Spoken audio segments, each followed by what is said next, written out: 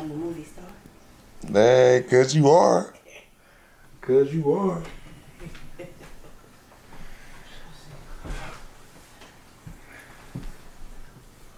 So you just look at me, you don't gotta worry about the camera. It's just like we always on the phone. Right. But we just can't go for 3 hours today because you gotta go. Right. All right, Ma. So I'm real excited for this interview. You know, like that. We always talk about getting our conversations on camera. Right. It's the first time we get to. It's the first time the world's gonna be able to see your knowledge that you be bestowing. People be like, "Oh, you so wise. Where you be getting your wisdom from?" And I just got off the phone with you.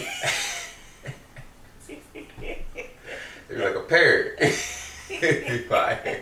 We sound like Forrest Gump. My mama said, life is like some fried chicken. If you leave it in grease too long, okay, you get burnt.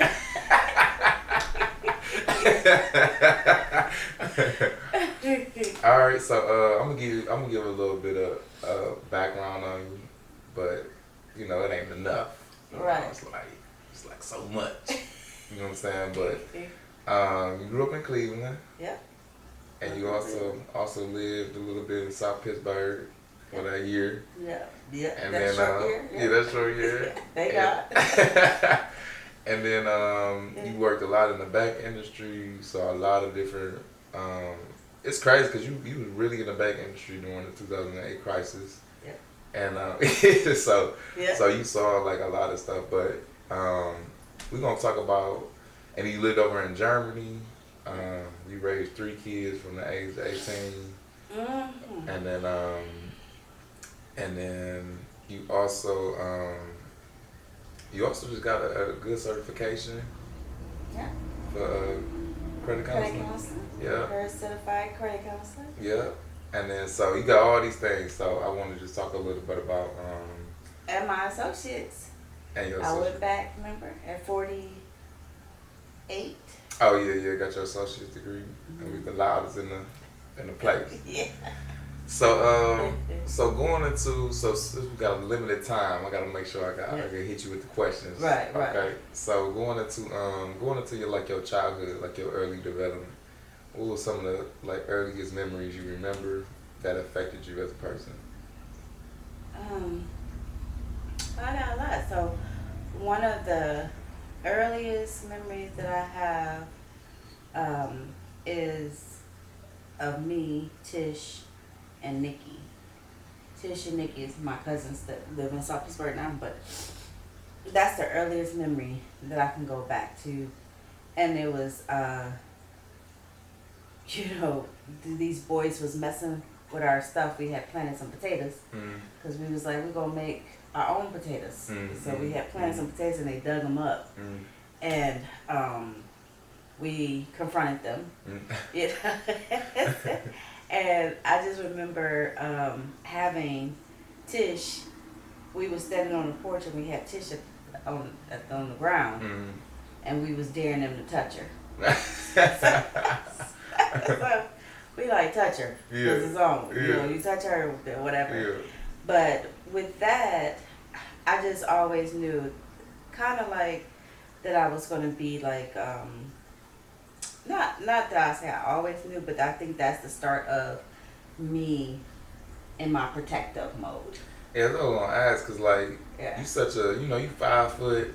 Yeah. Even. Yeah. Barely, you know what I'm saying? 5'2".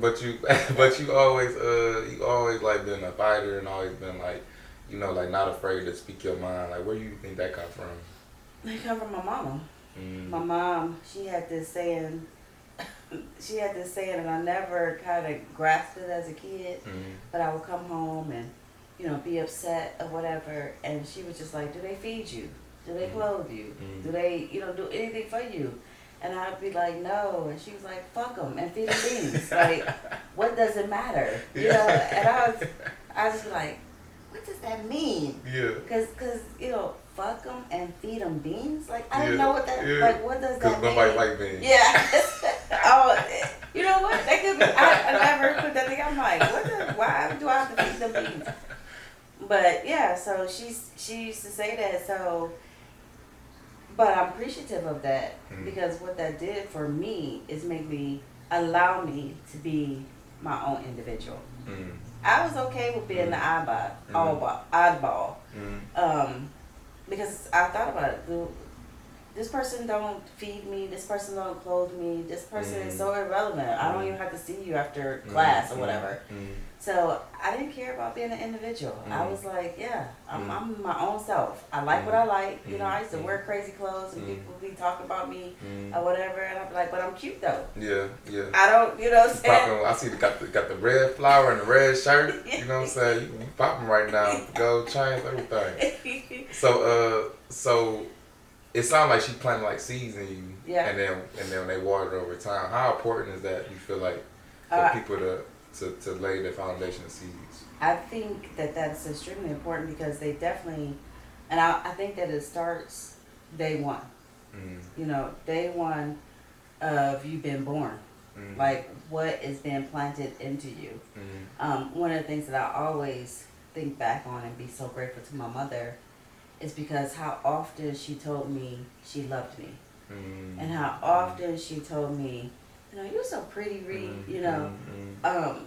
Because once we gotta get into the name Reed though. Okay, yeah. But once I you know, became an adult and life handed me one, I think the only way that I was able to rebound from everything is because she laid the foundation of saying, you know, I love you, you're pretty, you know, because the world will tear you down. And I felt like even if, you know, they tear me down, I'm only going to go so far because she done built me so high. You know, like I'm on cloud nine. You might knock me down to the ground, but I'm not going to be underneath the ground. And I think that because they had such a, you know, a long way to go, if I didn't have that confidence in myself, if I didn't have that, you know, that feeling of I am loved, I think that I don't know what would have happened. It's crazy because I was reading a book, The Four Agreements, and it was talking about that. It was talking about we are our worst enemies, and we abuse ourselves the most. So like if you make a mistake or something, so justice is getting punished one time. If I steal from somebody and get brought into court, I only get sentenced one time, and I got the double jeopardy thing. And so, but a lot of times if we mess up in life, we will replay that mess up over and over again. So we like being real cruel to ourselves because we are punishing ourselves multiple times for the same thing. And so it's like, it was talking about if somebody, and the level of abuse you give yourself, you can kind of measure it by how much you allow from somebody else. So, because you will never allow somebody to abuse you more than you abuse yourself, because you'll believe like, this not what makes us. Yeah, that's what makes me. You know what I'm saying? Like, you crazy for treating me like that. Yeah. But if you allow somebody to do something to you that's negative, it lets you know that you do worse to yourself. Yeah. So it lets you know that you need some healing to do. Yeah. But that's such a good point though, like, because you always tell us to tell, and that's why I felt I didn't even realize like how important that was, or what seeds you land. I knew you was laying seeds, but I didn't really put it together just now about like, I do feel like I'm loved. You know what I'm saying? I, it's easy for me to express love to people because you made it, and people always say that like, well, you can't love everybody or you can't love everything, and it's like, you know, for me it's like, why not? You know what I'm saying? And it's like, I never understood where that really came from, and I see it like, because you always tell us, make sure you tell that person I love you. You know what I'm saying? Make sure you tell, and everybody, every time I get off the phone with somebody, like, I love you. You know, and some people find that to be weird, but it's like, you just never know when the last time you're going to see that person. Some people, it moves them in an uncomfortable place, but I think that it moves them in an uncomfortable place because they didn't grow up with that. So your familiarity with it is because you grew up with it. So to you, it's like the normal thing to do, and it's not difficult. And it's the same way with me. Like, you know, if I talk to my mother in the morning time, when we ended our conversation, we said, I love you. If I called her during lunch, when we ended our conversation, I said, I love you. Called her before I was going to bed, we ended our conversation. And, you know, it was so funny because your dad used to be like, you just talked to her today or whatever. I'm like, I don't care. Like, every single time, you know, because in those, in between those moments, something could happen to her. Or something could happen to me. Yeah. So we just want to reiterate to each other, hey, I still love you. You know what I'm saying? You're still on my team. You know what I'm saying? So, every single time. And I wanted to, that was one of the things that, how you grew up and you'd be like, oh, my parents did this wrong, my parents did that wrong, or whatever. So you take what you felt was right, and then you instill it. So that was one of the things that really carried through to me, is making sure that you guys knew how to love, that you guys knew that you were loved. And, that's why people say we're so tight, because we got each other, you know what I'm saying? But that's exactly how I planned it. It wasn't like just woke up one day and we just all, no, I made sure that I wanted you guys to, one, be close to each other, because after me, then you'll still have each other. But until then, we all like a team, so. And so I want you to talk a little bit about that, because we definitely growing up in an era where I just never heard of women not being moms for real. Like, I know it was a couple of people who was like bad moms, but it's now we moving into an era where women just like, they just like dudes, you know what I'm saying? Where it's like, oh, I don't got no kid right now, you know what I'm saying? It's like, dang, you ain't got, like, we ain't got moms now, no more dear mamas, it's no more dear mamas right now. So, and I'm not saying all women, I'm just saying, even if it's just like 1% of women, I never seen that before. It's more common. Yeah. So you hear of it more. Yeah. You run into people and you be like, you got kids? They're like, yeah. And you be like, let's have a play date or whatever. They with their dad. Like, so they're visiting their dad? Yeah. No, they live with their dad. Like you never, it'd be like, it's cool to co-parent, but it'd be like, you never see him, so you just definitely, But it's like, oh, okay. Yeah. But so, you had Wanda at 18. Like, high school, you know what I'm saying? Like, rough. It was like supposed to be the best time, like, you supposed to go to prom, supposed to graduate, all this stuff. So you had Wanda, and so you was pregnant. And so, how was that, like, being pregnant at 18, and then, but I really want to get into how did you develop your mindset to be able to flip the switch and be like what flipped your switch to be like, you know what, then the parent is the most important thing that I ever do, so I'm gonna put everything I got into it. Like how did you, because some people get pregnant at 18, they just like, the world is over, like I'm just gonna, it's whatever. But it's like, how did you decide I'm gonna lay the foundation for my kids and make sure that they know? Well, it all came back to my mom. It's because I remember, of course she was really upset when I told her that I was pregnant. She just couldn't believe it. Like, what are you doing? But after she got over, being upset and stuff like that. But I remember coming home and being really, really sad. I was pregnant with Wanda, and these older ladies was walking behind me. And they was literally talking about me. Like, just walking behind me, talking loud enough for me to hear, and was just saying, baby's having babies. She ain't gonna know what to do with that baby, and this and that.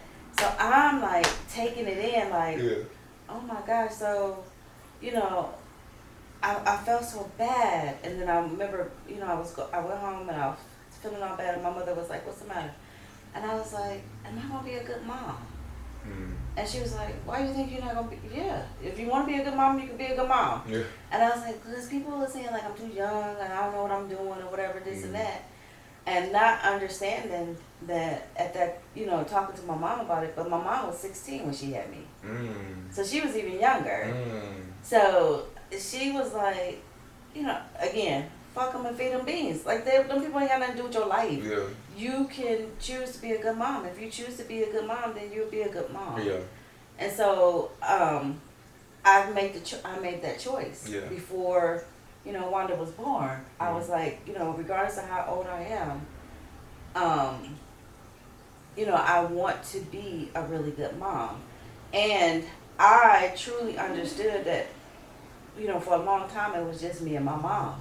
Sometimes, you know, she have a boyfriend or something, but for the most part, it was just me and her. So we spent, she made sure we spent a lot of time together. And that's where I got the concept that when people used to, when I was young, and I talked to people, whatever, and they'd be like, oh my gosh, you sound just like your mom. But they wasn't talking about my voice sounding like my mom. They was talking about my thoughts, my, you know, how I communicate and stuff. That sounded like my mom. And that's when I came up with the idea, like, they have to spend time with me in order to know me and in order for them to sound like me. So I have to beat it into them, like, not physically beat, but just talk. So this way, when they're in a situation, they're gonna react the way I would react because they're me. You know what I'm saying? So their thought process and stuff is like my thought process because I explain how I got to certain decisions and stuff like that. So they're gonna know like how to navigate and get to certain decisions. So that was really instrumental. Me taking that little knowledge from my mother and saying, yeah, that was really good. I like that, you know, because she knew that she could let me do stuff because she spent the time with me. So for the most part, you know, I had growing up, you had kids doing all kind of crazy stuff, you know, drinking and all this other stuff.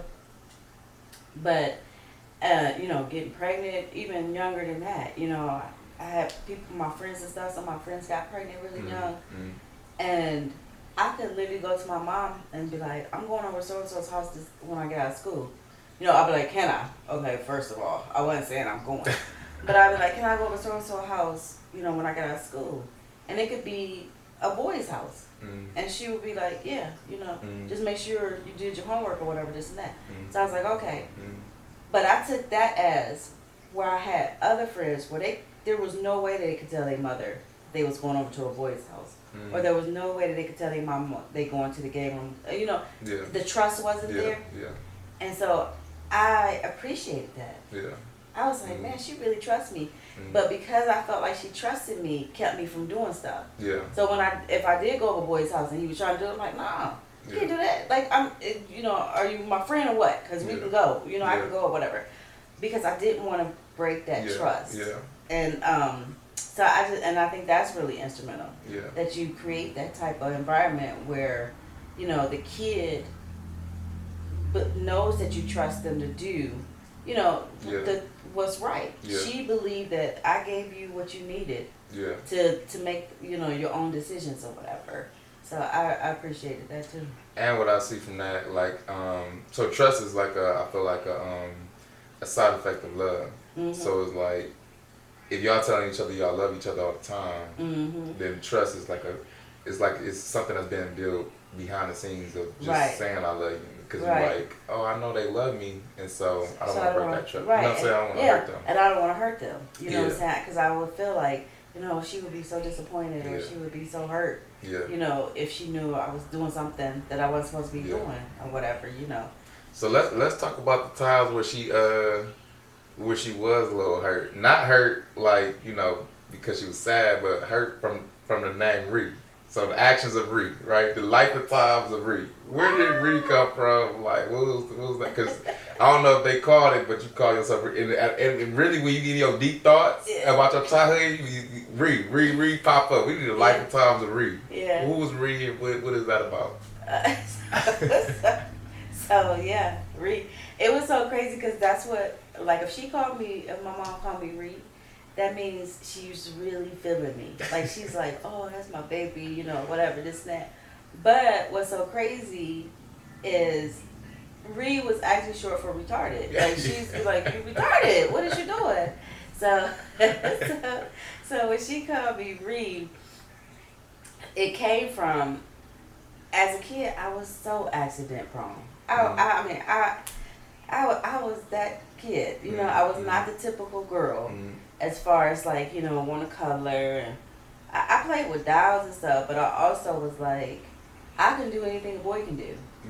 So people used to challenge me. Boys used to challenge me as a kid, you know, race me around the block on your bike, and I'm like, okay, bet, you know what I'm saying? And so I had a lot of accidents, and a lot of a lot of trips to the emergency room. Yeah, and then that's when she was just like, "You are retarded." Like, I don't understand. What was the one time where you because I want an example of the story now. What was the one time where you had a block of wood in your head? Yeah, that was one. Boy had told me that he could beat me on the bike going around the thing. So we was riding our bikes. He went this way, I went that way. We went around a corner, and it was this house that was close to where we live at, and they had like a gravel driveway. Mm-hmm. And I'm telling you, that gravel driveway used to call me. Like, it used to just tempt me so bad, you know, because the lady was kind of mean that owned the house. Mm-hmm. But I could never just go past that driveway. Mm-hmm. I always wanted to peel out on my bike. Yeah. So even though I was racing him, okay, and I should have been focused on that, I was just like, got up to the house, you know, in my mind I was saying, you're about to get to the gravel driveway. So I got up to the gravel driveway and I rolled my bike up it and I went to go spin out. Yeah. And I spun out and fell over. And when I fell over, I literally just so happened, all that driveway, it just so happened that it was a piece of wood in the driveway that had a nail sticking in it. Mm-mm-mm. So when I fell over, you know, the nail went right in my head. Yeah. Right by my eye. Yeah. I literally could have lost the eye. Like, I don't, like, that's so crazy.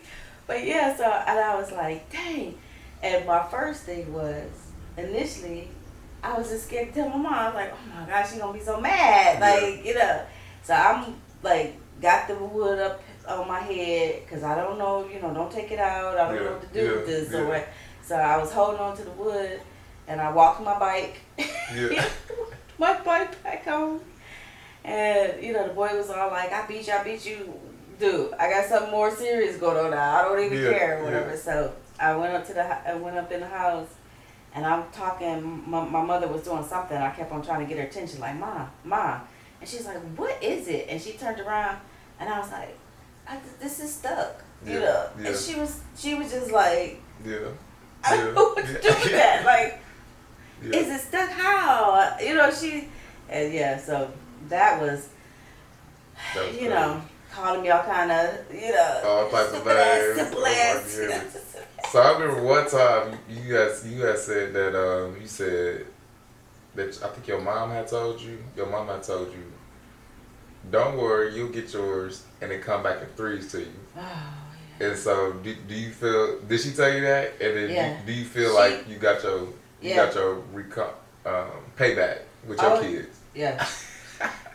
Because it used to be so funny, because with the as far as the accident thing of always, you know, being hurt and stuff like that, that was you.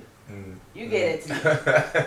I used to just be like, every time when I used to get upset, I used to just think about all the stuff you did. How I'd be like, hey, this is how she felt, like, and then that makes you feel like, oh, I want to tell her I'm sorry so bad. Like, my bad. Right. This was crazy. Because that was you always tell me. You always tell me, like, don't worry, Ace go. I can't wait for Ace to be driving in the middle of the night when he's 20. You know what I'm saying? And not calling you. Yeah. Because it's a whole different understanding. Yeah. So she used to laugh.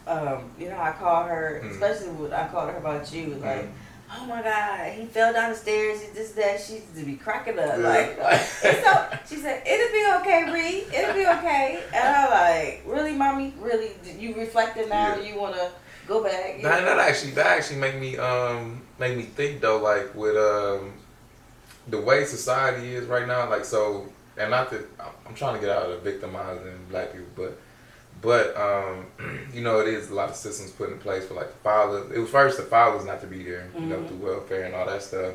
But now I feel like it's a system, it's an attack on black women for black women not to be there. And I didn't realize a side effect that's happening is that they don't get a chance to reflect. So, like, once you have a kid and you actually have that kid, you mature in ways that like it's like steroids. You know what I'm saying? It's like everything that all the lessons and stuff that your parents try to teach you, like it comes back to you and you be like have a new understanding. You got a new understanding of it. That's exactly what I used to tell. Remember, I don't know if you remember, but I used to tell you and Beverly when y'all used to always be like, "Oh, Wanda, your favorite. Wanda, your favorite." Wanda wasn't my favorite. You know, it's just the fact that me and Wanda can have different conversations than me and you, or me and Beverly. Yeah. Because Wanda understood. Yeah, she was older. Yeah. No, not because she was older. This was after she had Vicky. Oh yeah. She understood some stuff.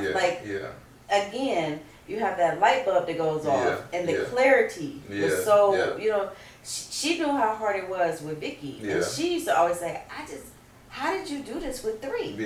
You know, and she would just be like, how is that even possible? Like, this is, and then so she almost would be like, oh, mommy was crazy, you know what I'm saying? Because she had a whole different level of understanding.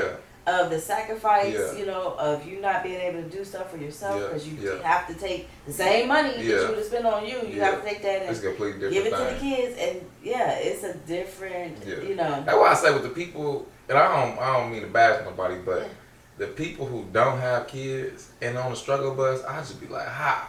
You know what I'm saying? Like, bro, you can like get up and go. You can like, you don't have to worry about another human being for real. You know, even if you're in a relationship, you got 2 capable human beings of cooking. You know what I'm saying? Imagine having somebody who you gotta cook for. You got, regardless of how you feel. Regardless of how you feel. You could be throwing up. You know what I'm saying? Like the time when I was making the tuna fish casserole. I swear to the day, that's one of those intricate moments that I'd be like, that boy was retarded.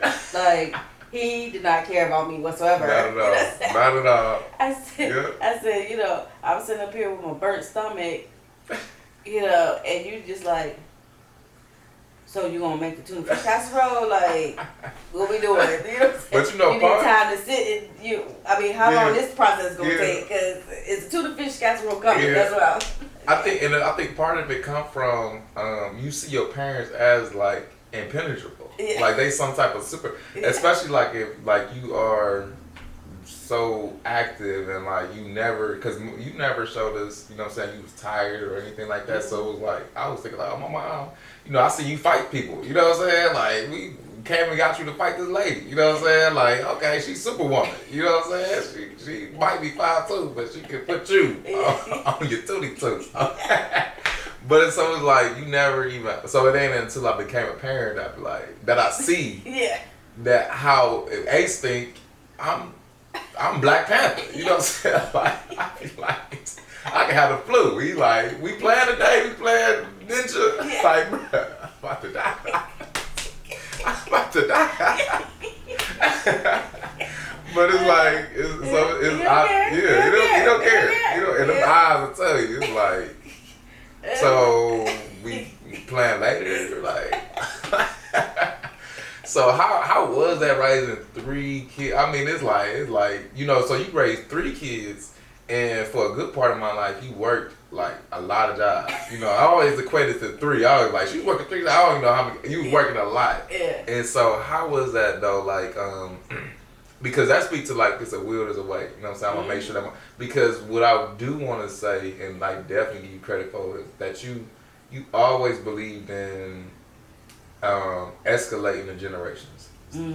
So it was like throughout my whole life, like especially when you became single, every year or every other year we was like elevating. It was like, okay, we living in Willow Arms here. Okay, we start off on 131st, then we live in Willow Arms, and then we live in on St. Clair, and then we live in on Lake Show. And it was like all of those steps was like elevations. You know what I'm saying? It was like an escalation in our life. Like you could tell. From the way we was living, the stuff we was eating, to all that stuff, and then you getting down to one job, you know what I'm saying, starting off at 3, going down to 2, going up. So, and I remember you came home, you was like, when you said how much you was gonna be making in your salary. I don't know. I think it was. I don't know if I remember it's correct, but it was like you was like, I'm about to be making $26,000 but this was back in like 2000, Yeah. like 3 or something. Yeah, that's a charter one bank. Yeah. It started me out at 26,000. I was happy to the month. That's why I was like, yeah. It's like, so. I was like, bet. But that's what I'm saying is that like you went from all of these levels to that, and so how how was that to keep? Because I know how hard that is to stay on course. Like, cause you could have at any time been like, y'all got to figure it out. You know what I'm saying? Yeah. But it was like no, because again, so my thought process with that whole thing was, I saw my mom work hard, and that's what I said. Like, to me, you know, I just really believe that people are impacted by their environment and what they're exposed to. Because I saw my mother work hard or whatever, I just automatically knew, okay, you had to work. I literally was like Wanda, you know what I'm saying, when she was in the class and they was talking about welfare and stuff and she didn't know what they was talking about. Yeah.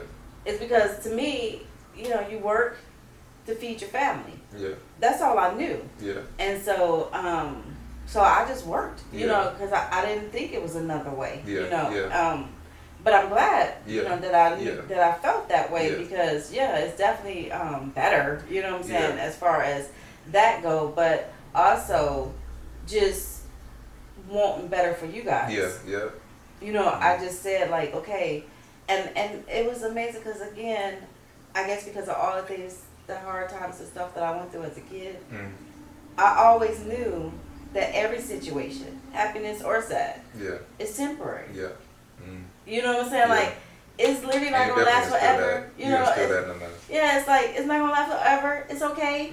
You know, take this little moment. You know, whatever. You'll be alright. You know, and that's what people used to say to me all the time when I used to talk to the owner of Charter One Bank. I would talk to him like regular person. Like he would come and be looking for me. Like, where's Naomi at? You know, this and that. And they would be like, how you just talk to him? I'm like, because when y'all talk to him, y'all talking out of fear for your job.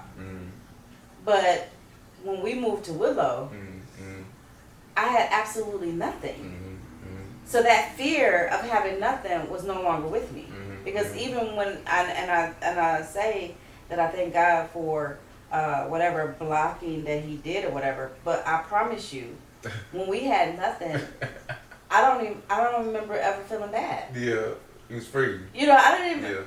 I mean, I was just like, I don't remember being sad or, you know, feeling like I was struggling. It wasn't that bad. So I could talk to people and walk in a different light. Because I had nothing. Nothing ain't so terrifying to me. You know, and so I always felt like as long as I'm speaking my truth, as long as I'm not maliciously trying to hurt you, then I have every right to say what I want to say. You know, or how I feel or whatever. Because I'm not trying to hurt you. I'm just trying to, you know, express myself. So I didn't have that problem. And that's crazy because I knew the story when we moved to Willow, but I never knew that's where I got that. I feel the same way. It's like I can sleep anywhere. You know what I'm saying? Like I don't need much. You know what I'm saying? And it's like but it's like I need love. I need that accompanied love. So I remember when we moved to Willow, you know what I'm saying, for a while we didn't have beds, we didn't have nothing. Like I remember you had like probably like 5 outfits. You know what I'm saying? Like you probably had like from the thrift store. From the thrift store. And it was like you really was teaching us that you don't need like this worldly material stuff. You know what I'm saying? Like people were like, oh well, love can't pay the bills, you know what I'm saying? But it's like, it can't pay the bills, but if you being somebody who you don't love or you're around people that you don't love, then that's way more miserable. Like I would much rather be in an empty room by myself. You know what I'm saying? With nothing. And it's so crazy because that whole concept again came from my mother. Because I remember when she left her one boyfriend and I was like, her apartment was so pretty, she had like really expensive stuff. And I was like, so what you gonna do with this? What you gonna do with that table? What you gonna do with this? She was like, I ain't taking none of that. I said, you ain't gonna take, you know, you just told me you spent $1,400 for a daggone cocktail table. You're not taking that? And she was like, no, I got it once, I get it again. So I always had that in my mind, like, whatever I had, not only because it was, and then when she did move and get her own place and stuff, it was this better stuff than what she had. So not only could I get it again, I'm gonna get better. You're gonna have a little mess, you know what I'm saying? Because I'm about to level up, as you know people say, level up on you, and I'm gonna have better stuff. So so I was never tied to material. I was never a materialistic person. I never wanted, for material things to like run me. It was like, this stuff don't even matter. And again, that's one of the things that I'm just grateful for, because I feel like God instilled that in me, that stuff don't matter, but spending time with your kids matter. But teaching them, giving them a moral compass, that matters. And to speak off of what you were saying about moms, not being moms. There's a lot of moms that just not being moms. Even the moms that don't had a kid. Some of them just choose not to, they like, I'm doing me, boo. I'm kicking it. It's how girls suffer. It's how girls suffer. It's how mom. But I think that was all a design, and, even like with them giving the women jobs and not that man. You know what I'm saying? So, but I think it was all designed because some kind of way, somewhere along the road, women, and I tell people this all the time, I said somewhere women forgot or didn't realize that what they did as far as the house was just as important as what that man did on that job. The woman is what, I don't care what nobody say. You can have a man, like, Vern helped me clean up. But his cleanup ain't my cleanup. You know what I'm saying? Like, I appreciate the help, because it's where I don't go crazy over it. That I feel like I have to get up and clean up right now because he didn't straightened up or whatever. But it's not like when I do it. The whole thing about our house is your house is supposed to be housed, like a good flow. This is what. This is the foundation. This is what. To me, I always think of the house being the boomerang. So, or like the slingshot. The slingshot. That's a good metaphor, man. So the house is what, how strong and how stable is that house. That's how far that whatever's going on. The kid, the husband, everything. So that's really, really, to me, that was always important. That is a gem. Oh, that is a gem. I never, wow, crack face. Wow, now people about to be hearing me say, the house is a slingshot. You know what I'm saying? The woman, she like that, and then the guy, he gonna go destroy something. Right. That's crazy. That is, he gonna hit the target. But also to the slingshot, it has to be strong. It gotta be strong, and that is the slingshot. Like, the thing that's in the slingshot has really no say so where it goes.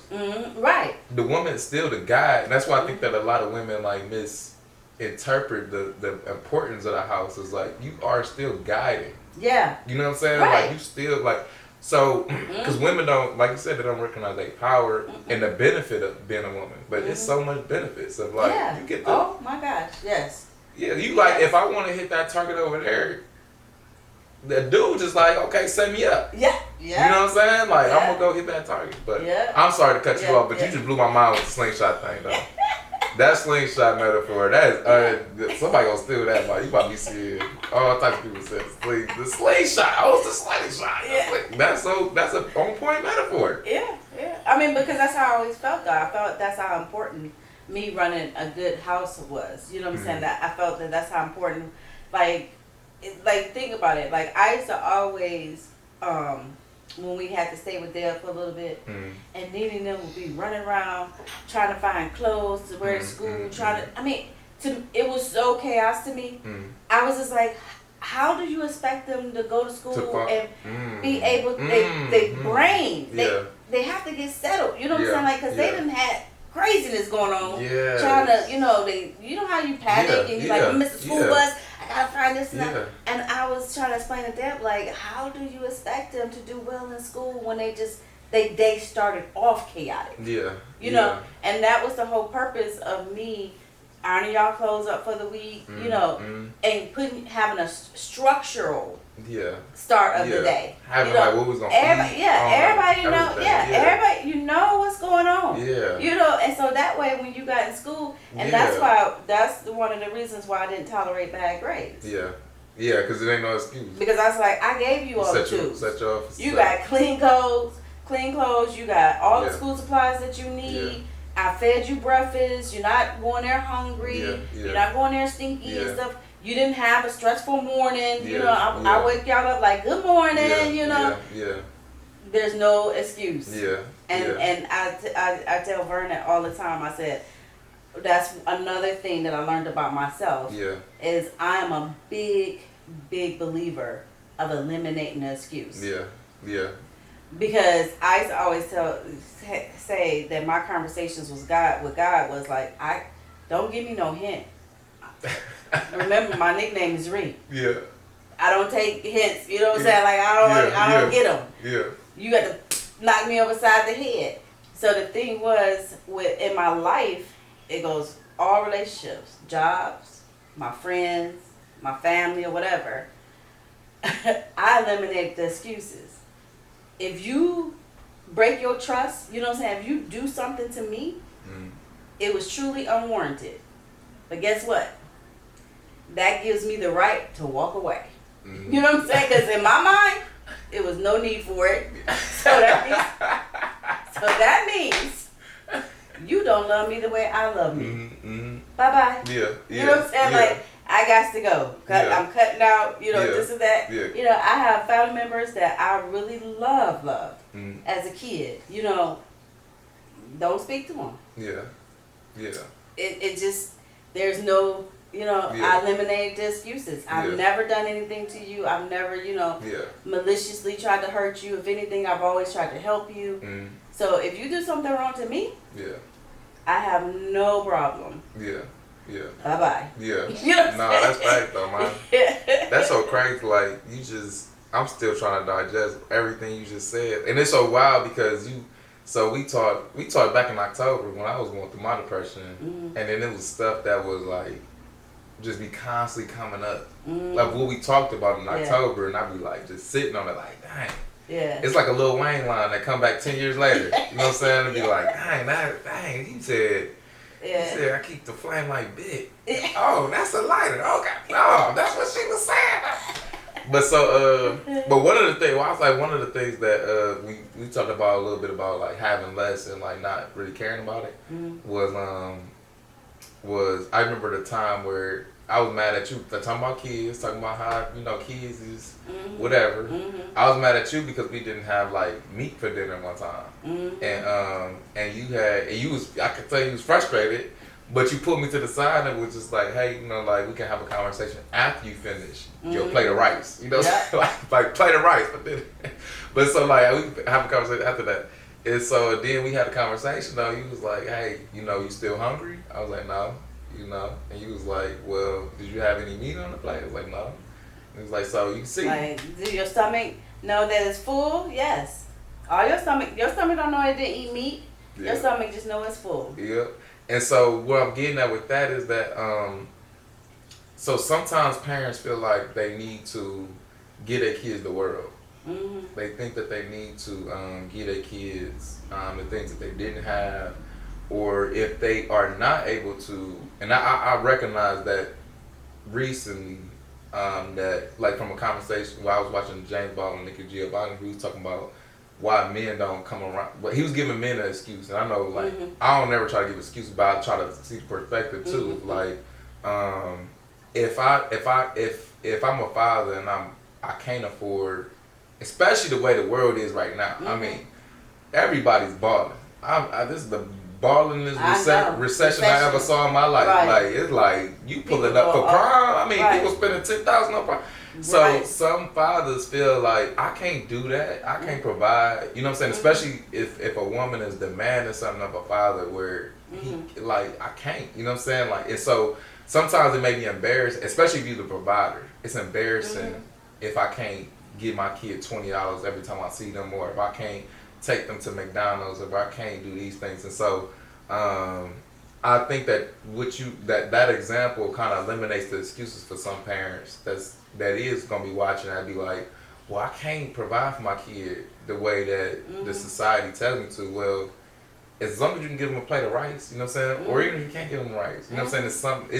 It just shows that when there's a will, there's a way, and you as the parent see the need.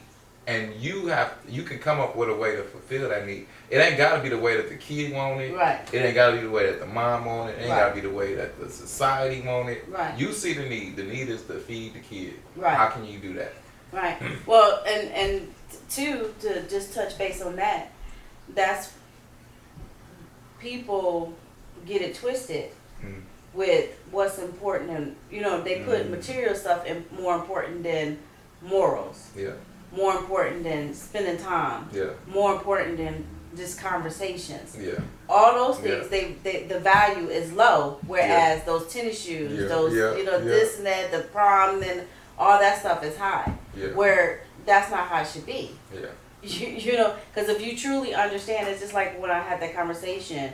I don't do the back and forth on Facebook. Yeah. But I did have a conversation because this one young girl said, if he can't pay a bill, then he can't put his shoes under my bed.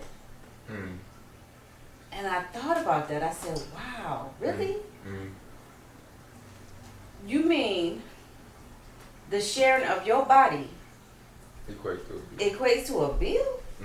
Nigga, I don't have that high of a bill. You know what I'm saying? Like, my bills ain't that high that it's going to equate to me giving you myself. You know what I'm saying? Yeah. But the conversation, so that was one point of it. Yeah. And then the other point was, I was, trying to explain to her that how you going to minimize the worth of that man being in that house to a bill. Yeah. Again, you ain't got a bill that high. Yeah. Yeah. Because his value of being in a home is so far greater than just a bill paying. Yeah.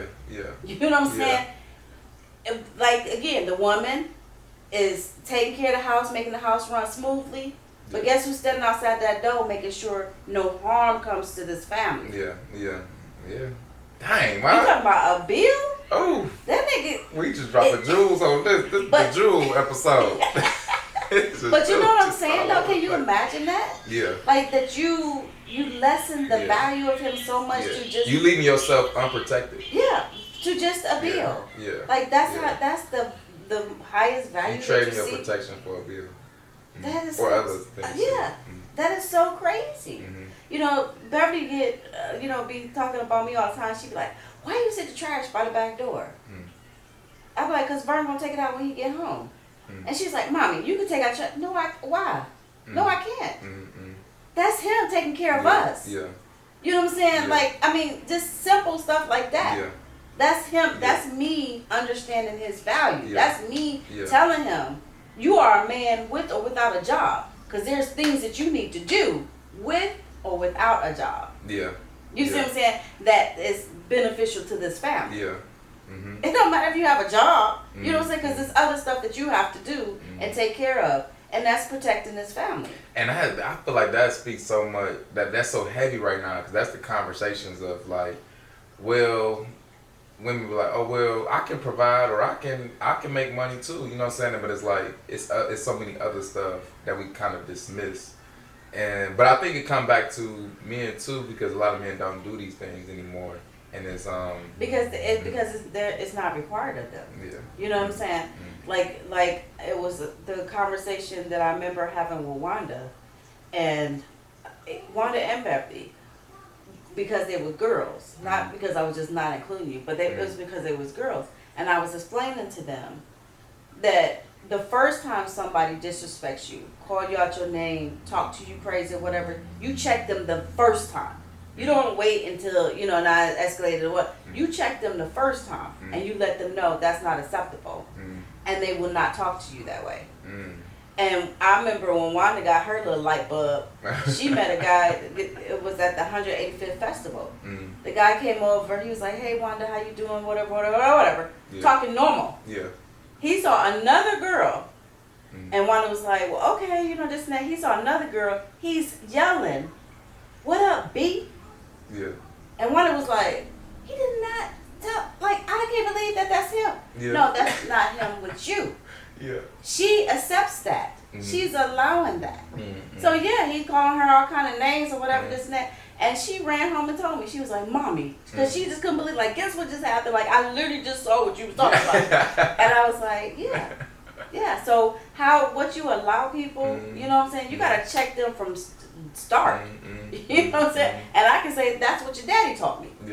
You know what I'm saying? Because I didn't check his ass from day one. You know what I'm saying? Like, I just, you know. So, I was just like, Day one. Day one, check.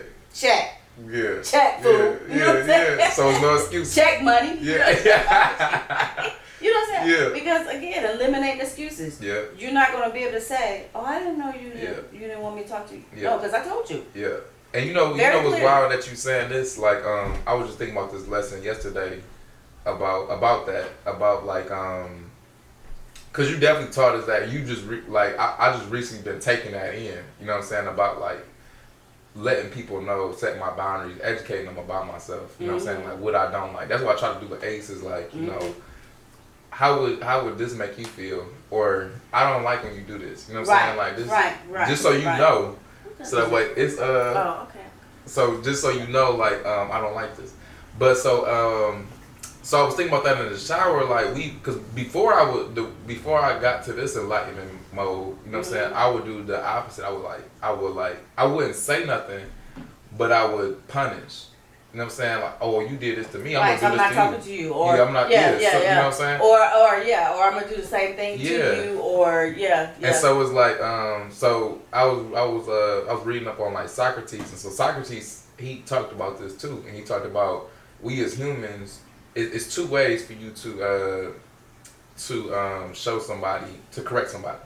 One way is to punish them, and one way is to educate them. And as a society, the way we normally do it is we punish. We punish, and we know that just looking at our government, you know what I'm saying, we're going to put people in prison before we educate them. Before we, like, you know, if somebody steal or whatever, we going to send them to jail before we send them to some type of reform school or education or sit down with them and try to, you know what I'm saying? And so it's funny you saying that, because it's like if we all just take a step back, and whenever something, even if you were dealing with a person who you didn't check them, and even if you like say somebody in a relationship right now, they've been in a relationship for 5 years, even if they didn't check them 5 years ago, today could be a new day to check, to be like, you know what, I don't like when you do this, and it's on you to educate, because a lot of times we'll punish them. We'll be like, oh, you cheating on me, okay, well I'm gonna cheat on you too.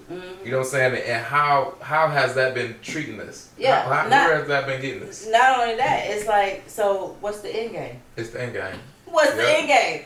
So you cheated, I'm cheated, or you cuss me out, I cuss you out. Really, what's the end game though? Yeah. So are we trying to be together, or we not? Because if we're trying to be together, this ain't gonna get us to that end game. Yeah. You know what I'm saying? So but the people, you know what I'm saying? I think that so many of the people today, well, I can't say that because I think people are just waking up more.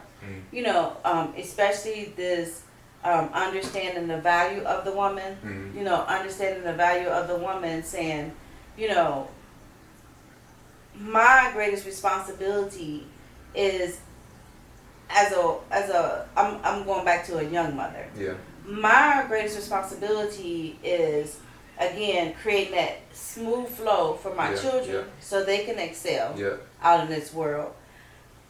It's also creating that smooth flow for when my husband come back, for or boyfriend come back from significant partner, whatever, come back from fighting the world. I used to always picture the black man out once he leave those doors, he knuckling up. Right. I mean, from stepping outside that door. Yeah. You know, and then when he come back in that door, he's able to take off those gloves, sit and relax. You know what I'm saying? And be getting refreshed for the next day. Yeah. You know what I'm saying? Because I don't care if the woman is working or whatever, it's not as hard for her than it is for that man. That man is getting attacked from all kind of places. You know what I'm saying? It's the same thing that, like, I remember telling this young boy that I'm seeing when Vern was having his surgery. And I don't know what made me talk to him. I think it was just God just said, talk, you know, for me to talk to him. And he looked it down or whatever, and I told him, I said, you know what's so crazy? And I didn't know him, you know what I'm saying? So he's like, what? I was like, it's so crazy. I said, what's your name? You know, he told me his name, and I'm just going to say Will. And he told me his name, and I was like, what's so crazy, Will? That the whole world is trying to figure out how to stop Will from doing what he's supposed to do. How to stop Will from reaching his potential. The whole world. I said, it's not just the United States. I said, it's the whole world. It's people plotting right now. Saying, how can we get Will? Not to do the amazingness that's inside of him to do.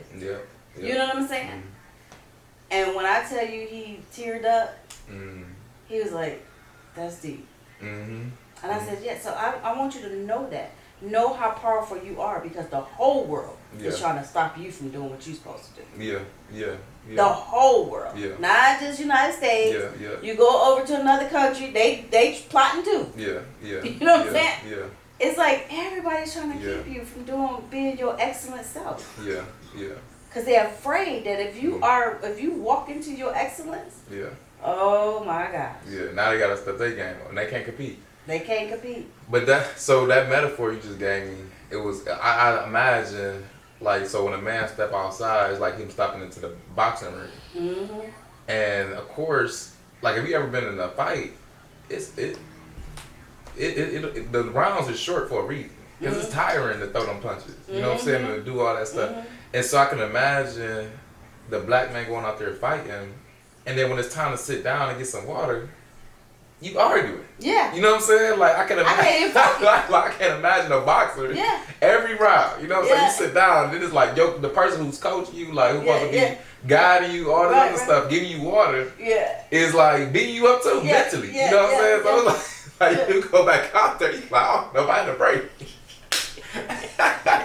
But that's the fights we have. It's crazy. That's wild. But it's so important for both. You know what I'm saying? Like for both to because it's just as important. Like, so for like I said, for the man, you know, that's why it's such a big thing when I would say, like, when Vern, I go to a day I'm working and he's off, and he wash the dishes and cook. That's rare, you know. I mean, he do it on his off days and stuff like that to give me a break. But I understand what it is. That's his way of showing me, saying, "Hey, I understand what you do." You know, I understand that you go to work and you come home and cook and stuff like that on the days we both is working. So on the days that I'm off, I'm going to relieve you of this load. You know, part time or whatever. But again, that's him doing his part for when I'm coming from facing the world. Now, my day is not as crazy as he. You know what I'm saying? Because they're going to treat the woman different. You know what I'm saying? I don't care what you say. They can be like, oh, well, women do. But I'm telling you, the forces that come against that black man is way far greater than the forces that come against a black woman. And when you come in that door and, you know, he done straightened up or whatever, like I said, it's not my straighten up, but it, you know, my clean up, but it's good enough to give me, you know, where I can come in and sit down and relax and have that moment. You know what I'm saying? But me caring about the woman that I am and walking in my role of the woman that I am, there's no way in hell he gonna wash them dishes more than me in a week. What's my? You know what I'm saying? No, this is mine. When people walk into our house and they be like, "Oh, you got a nice house or whatever," you know what he say? It's on Naomi. Because this is my stuff. You know what I'm saying? Like, you know, he could say, "Well, can we put no?" You know what I'm saying? This is, I take care of this. Now outside, you can do whatever you want to do. You can build a fountain, a river, whatever in the yard. You can do, I don't care. Do whatever you want to do. But this in here, this is all me playing. You know what I'm saying? And I'm creating an environment that's going to be satisfying to both our souls. You know what I'm saying? I'm creating an environment that I know that you will be able to flourish once you step out that door. That is powerful, Mom. I wanted to, I definitely want to get into more, but I know it's 8 o'clock. Yeah, I gotta go. So you gotta go. I gotta go. Hold on, hey, somebody block the camera. See the kids, see the kids. Come here. You don't want to come here now? You want to see what's sitting? Well, Nani, right quick, we're about to wrap it up. Look at you. You just want to be in the podcast. No, not. I just want to. You want to adjust that? Okay. Well, let's go ahead and wrap it up. We're gonna do a part 2 because we definitely didn't get everything out of it. So, I want to say thank you so much for being on this podcast. I was excited to talk to you. I knew it was gonna be over anyway, and I knew it was gonna be fire. But it's crazy because yours was in 45 minutes, and I felt like the jewels you just dropped. Like I'm telling you, the slingshot, Mom. I don't even know how you picked that, how you got that. I want to ask you, how did you be getting all these different metaphors? I always speak in metaphors. Yeah. And now I see. Yeah. Like, because I love them. I love metaphors. It makes everything plain. I remember my class that I took in the 7th grade, and it was by Mr. Mueller. That was my favorite teacher, but that was my favorite class. And the reason why that was my favorite class, because guess what that class was called? They don't have that class no more. What? It was called Think. Literally. The class was called Think? Think class. Think. Oh, wow. Think class. That is wild. But the reason why that was my favorite class is because that's what it was. It was about breaking down paragraphs and, trying to explain the meaning of what the people were saying. But it also introduced me to similes and metaphors. Wow. I was so in with metaphor. That's why I got so into. That's why I love Tupac. Yeah. Because if you really listening to that. Yeah. And those play on words. Yeah. Oh my God. I just like go crazy for it. Yeah. Mm-hmm. That is something. Yeah, I mean, think about that though. Yeah. Like they took away a class called Think. Right. They don't, and now we can't think. You know what I'm saying? Now we can't. Like think of what? Oh, the war on people, boy. It's crazy. Yeah. Okay, so we gonna get another little 30. It's gonna be an hour. All right, but bye. Thank you so much. Thank you so much for getting on this podcast. I can't wait to watch it today. We gonna watch it about 100,000. You know what I'm saying? Like, but thank you so much for getting on it though, and we definitely gonna have you on it again. Like the next time I'm up here, which gonna be something. Yeah. So we're gonna wave to the people and say bye. Bye. Okay.